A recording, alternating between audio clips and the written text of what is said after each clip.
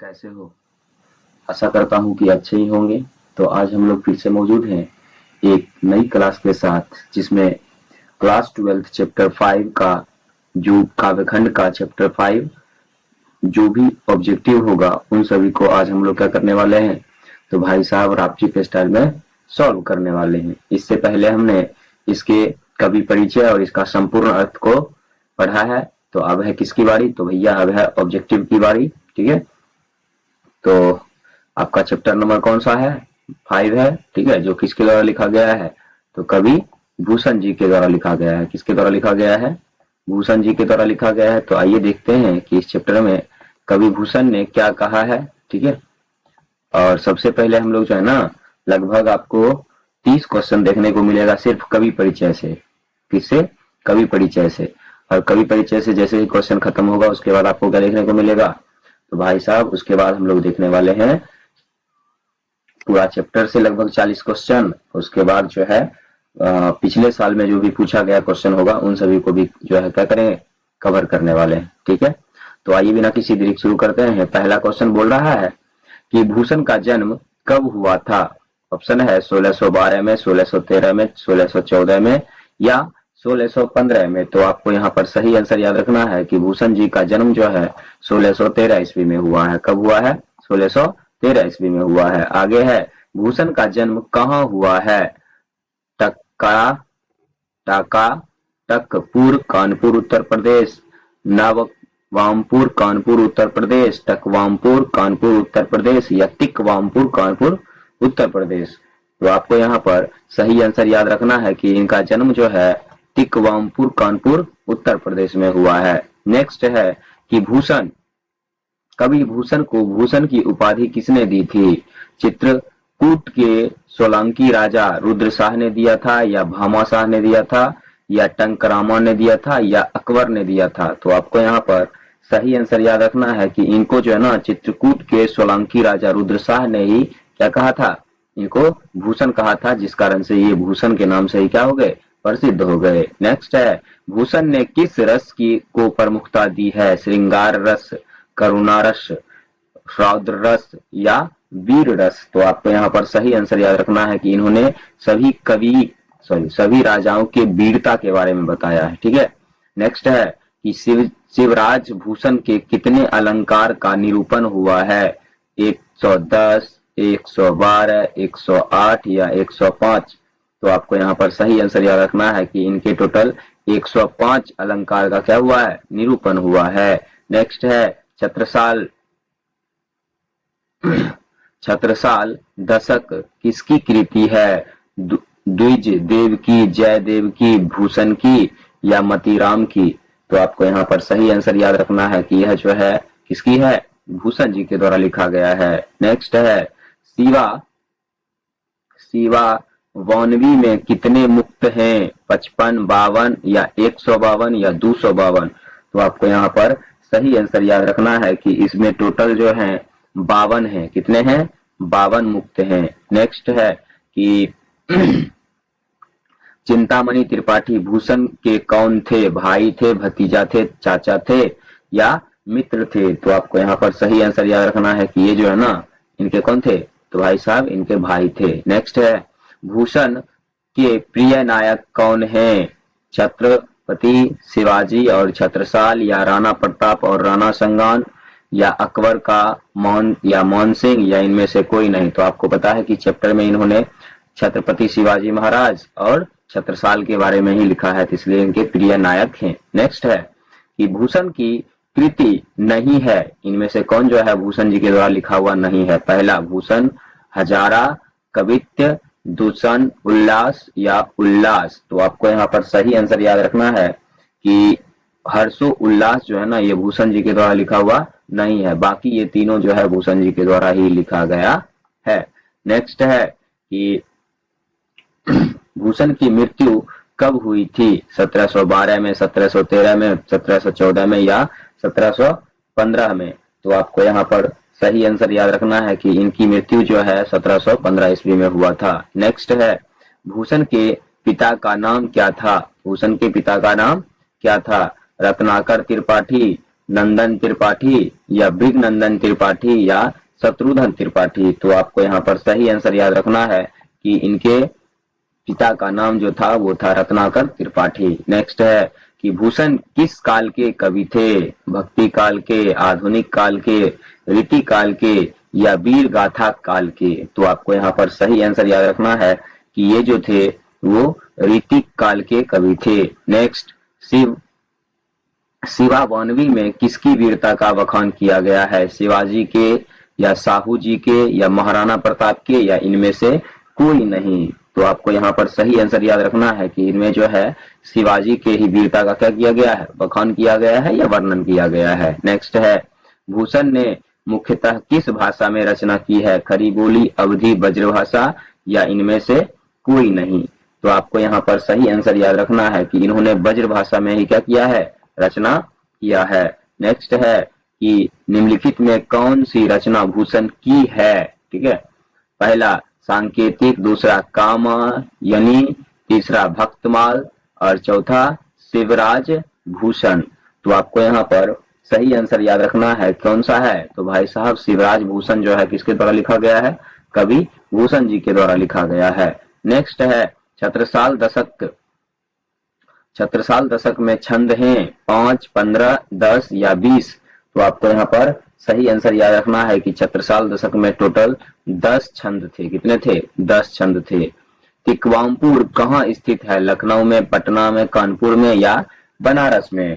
तो आपको यहाँ पर सही आंसर याद रखना है कि यह जो है कानपुर में स्थित है। नेक्स्ट है, रीति काल के कौन से कवि हैं जिन्होंने श्रृंगार रस की बजाय वीर रस को अपनाया है?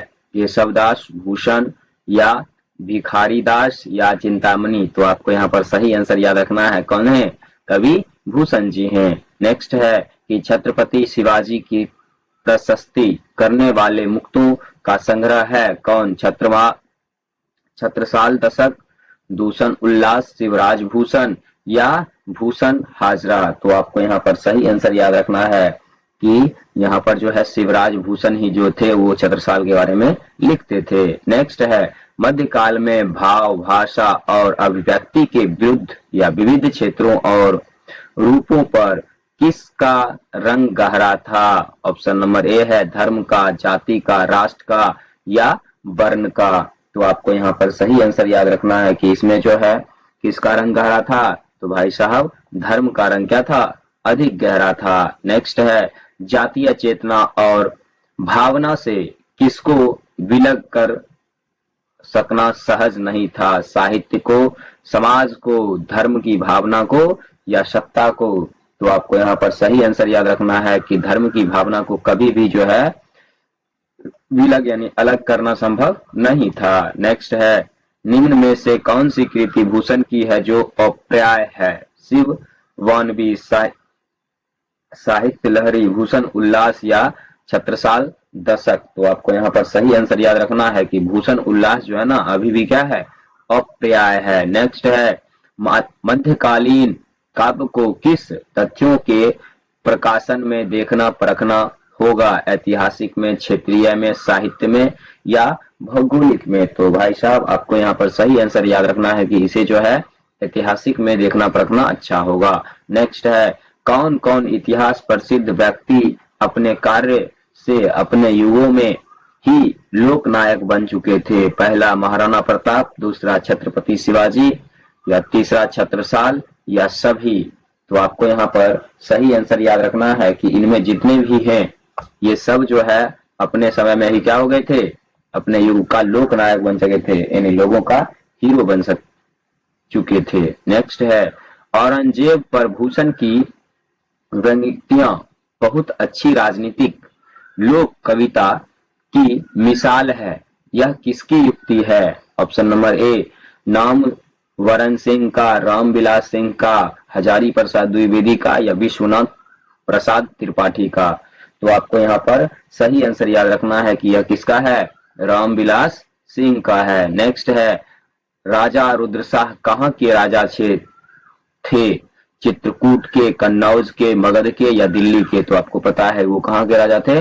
चित्रकूट के राजा थे। नेक्स्ट है, कि शिवराज भूषण में कितने छंद हैं, 338, 384, 386 या 390। तो आपको यहाँ पर सही आंसर याद रखना है कि इसमें टोटल जो है कितने थे, तो 384 छंद थे। नेक्स्ट है, पन्ना के बुदेला राजा कौन थे, शिवराज सिंह या शिवाजी सिंह, छत्रसाल, रुद्रशाह, महाराणा प्रताप। तो आपको यहाँ पर सही आंसर याद रखना है कि वे राजा कौन थे, तो छत्रसाल जी थे। नेक्स्ट है कि भूषण कैसे कवि थे, जातीय स्वाभिमानी, आत्मगौरव, स्वर एवं पराक्रम के, या उपयुक्त में से सभी के थे। तो भाई साहब ये जो है ना, उपयुक्त में से सबके ही कवि थे। यानी आपने जो भी देखा वो कवि परिचय के बारे में जितना भी, यानी कवि परिचय से जितना भी ऑब्जेक्टिव बनने वाला था, हमने उन सभी को क्या किया, तो भाई साहब कवर किया है। ठीक है, अब है आपको चैप्टर से रिलेटेड जितना भी ऑब्जेक्टिव है वो सब पूछा गया है। क्या पूछा गया है, चैप्टर से रिलेटेड। तो आइए बिना किसी देरी के शुरू करते हैं।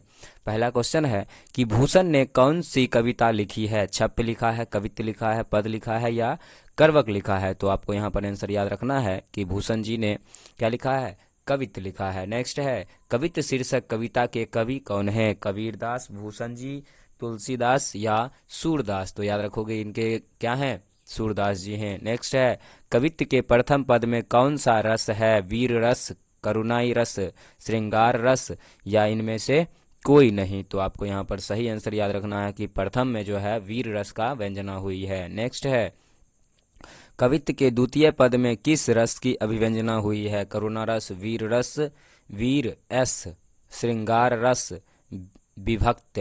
तो आपको यहाँ पर सही आंसर याद रखना है कि इसमें भी जो है ना वीर एस की अभिव्यंजना हुई है।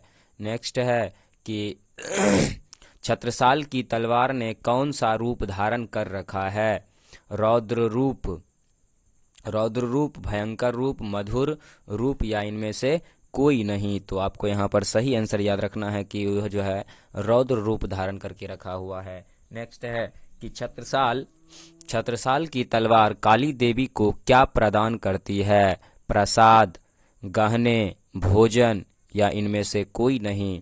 तो आपको यहाँ पर सही आंसर याद रखना है कि इनकी तलवार जो है भोजन अर्पित करती है। क्या अर्पित करती है, भोजन। नेक्स्ट है, कवित्त पाठ में कलिका शब्द किसके लिए उपयोग किया गया है, कलिका का, कलिका, देवी कालिका या कलेवा का। तो आपको यहाँ पर सही आंसर याद रखना है कि देवी काली के लिए जो है ना कलिका शब्द का क्या किया गया है, तो भाई साहब प्रयोग किया गया है। नेक्स्ट है, भूषण ने समुद्रगिन से किसकी तुलना की है, छत्रसाल की, राम की, शिवाजी की या इनमें से कोई नहीं।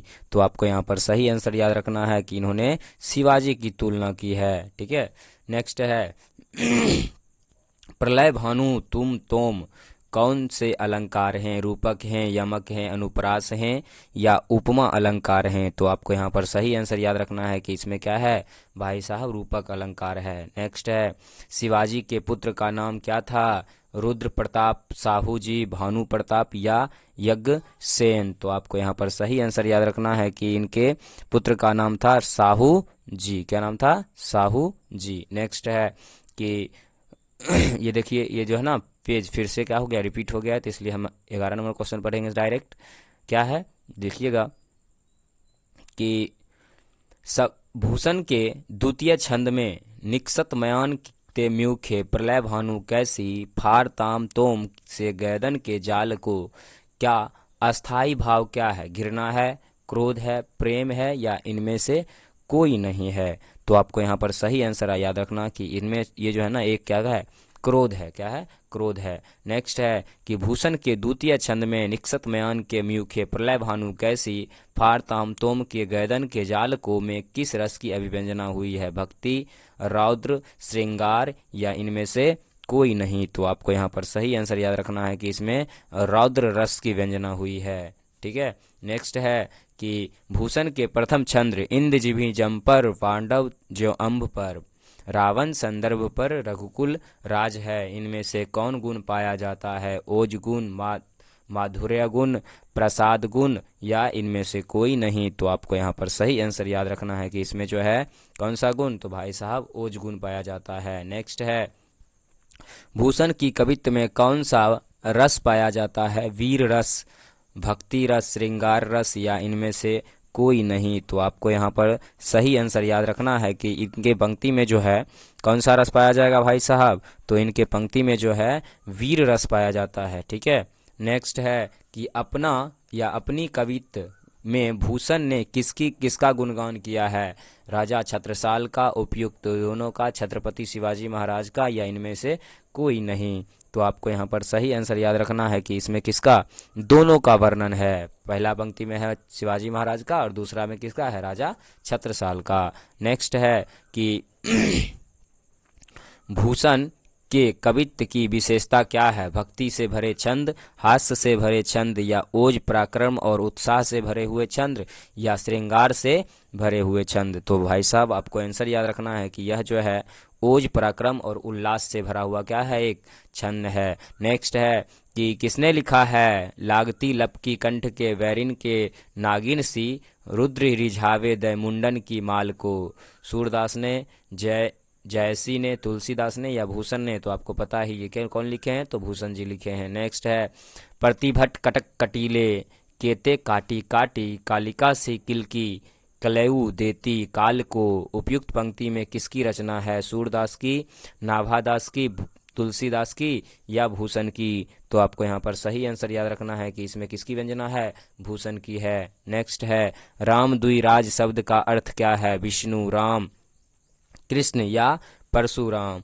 आपको यहाँ पर सही आंसर याद रखना है कि इसका मतलब है परशुराम। नेक्स्ट है कवि भूषण का प्रथम कवित्व किस ऐतिहासिक पुरुष से संबंधित है, तुलसीदास, छत्रसाल, शिवाजी या राजा रंजीत सिंह। तो आपको पता है कि इनका जो है ना ऐतिहासिक पुरुष कवित्व, प्रथम कवित्व में जो है इन्होंने शिवाजी के बारे में बताया है। ठीक है, नेक्स्ट है भूषण ने शिवाजी की तुलना किन किन से की है, पहला क्या है, इंद्र से, राम से, परशुराम से, उपयुक्त सभी से। तो भाई साहब आंसर क्या होगा, उपयुक्त सभी से। नेक्स्ट है भूषण ने छत्रसाल किससे संबंधों में किया है, महाबाहुबली, कायर, डरपोक या इनमें से कोई नहीं। तो छत्रसाल को इन्होंने महाबाहुबली कहा है। नेक्स्ट है भूषण ने शिवाजी महाराज की तुलना किस से की है, शिव से, शेर से, चीता से या उपयुक्त में से सभी से। तो आपको यहाँ पर सही आंसर याद रखना है कि इन्होंने सभी से तुलना की है, किसकी, शिवाजी की। भूषण ने छत्रसाल के तलवार की तुलना किससे की है, सूर्य की किरण से, वृक्षों की डाली से, मृग के झुंड से या चंद्रमा की शीतलता से। तो आपको यहाँ पर सही आंसर याद रखना है कि इन्होंने क्या किया, सूर्य की किरण से तुलना किया है। नेक्स्ट है कि कवित्व में कौन काली सी प्रसन्न होकर काल को भोजन दे रही है, छत्रसाल की तलवार, साहू की तलवार, शिवाजी की तलवार या इनमें से कोई नहीं। तो आपको याद रखना है कि इनमें क्या, छत्रसाल की तलवार जो है खुश होकर काली को क्या दे रहा है, मुंडों की माला दे रहा है। नेक्स्ट है कि मलेच्छ वंश पर शिवाजी महाराज का राज कैसा था, जैसे इंद्र का यम पर, जैसे राम का रावण पर, जैसे शिव को कामदेव पर और उपयुक्त में से सभी। क्योंकि उन्होंने बताया था कि जिस प्रकार से इंद्र का राज यमराज पर होता है, रावण और उसके अहंकार का राज राम पर होता है और शिव यानी कामदेव, रति के पति कामदेव पर जो है किसका राज है, भगवान शिव का राज है। नेक्स्ट है म्यूखे का अर्थ क्या होता है, किरण, गर्मी, गर्म रात और मयूर। तो आपको यहाँ पर सही आंसर याद रखना है कि म्यूखे का अर्थ क्या होगा, तो भाई साहब किरण होगा, क्या होगा, किरण होगा। नेक्स्ट है गयानंद किसका बहुवचन है, गाय का, मुर्गा का, हाथी का या शेर का। तो आपको यहाँ पर सही आंसर याद रखना है कि यह किसका होगा, गयानंद का मतलब हाथी होता है। नेक्स्ट है कलिका शब्द का अर्थ क्या होता है, प्रसन्नता पूर्वक, किल कर, उल्वित होकर, सभी। तो आपको यहाँ पर सही आंसर याद रखना है कि इनमें सभी इसका क्या होता है, अर्थ होता है। वितुंड शब्द का अर्थ क्या होता है, बात, शत्रु, हाथी या सेना। तो आपको यहाँ पर सही आंसर याद रखना है कि वितुंड का मतलब होगा कि हाथी, वितुंड का मतलब क्या होगा, हाथी। नेक्स्ट है कि अंधकार का समूह के लिए कौन सा प्रयुक्त होगा, ताम, तोम, प्रलय भानु, करवाल या कोई नहीं। तो आपको यहाँ पर सही आंसर याद रखना है, क्या होगा, ताम तोम, क्या होगा, ताम तोम। नेक्स्ट है द्रुमदंड शब्द किसके लिए प्रयुक्त किया गया है? पहला, वृक्ष की डालियों के लिए, पशुओं का राजा के लिए, शत्रु की तलवार के लिए, या इनमें से कोई नहीं। तो आपको यहाँ पर सही आंसर याद रखना है कि इसका किसके लिए किया गया है? वृक्षों की डाली के लिए किया गया है। नेक्स्ट है, वरीवाह शब्द का अर्थ होता है बादल, तलवार, बाघ या लाल। तो आपको यहाँ पर सही आंसर याद रखना है कि वारीवाह का मतलब होगा बादल। क्या होगा? बादल। नेक्स्ट है, कटक शब्द का के लिए प्रयुक्त है क्या चीज? कितने, किरण या समूह सेन या भूपाल। तो आपको यहाँ पर सही आंसर याद रखना है कि इसके लिए क्या होगा?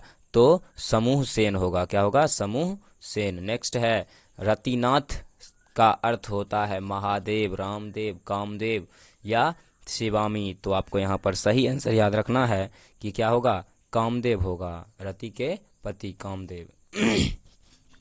कढ़ी गई रायते के मन की, कसक सब मिटी गई, टसक तमाम डैश की रिक्त स्थानों को भरना है। किससे भराएगा? तुर्काने से, शहजादे से, या शाह से, या महाराज से। तो आपको यहाँ पर सही आंसर याद रखना है कि यह भराएगा तुर्काने से। किसे? तुर्काने से भराएगा। ऑप्शन नंबर ए हो जाएगा। नेक्स्ट है कि लागती लपकी कंठ के वैरिन के डैश सी पद में रिक्त स्थानों को भरना है। किससे? हिरन से, नागिन से, म्यूर से, या जाल से। तो आपको पता है कि यह पंक्ति क्या था?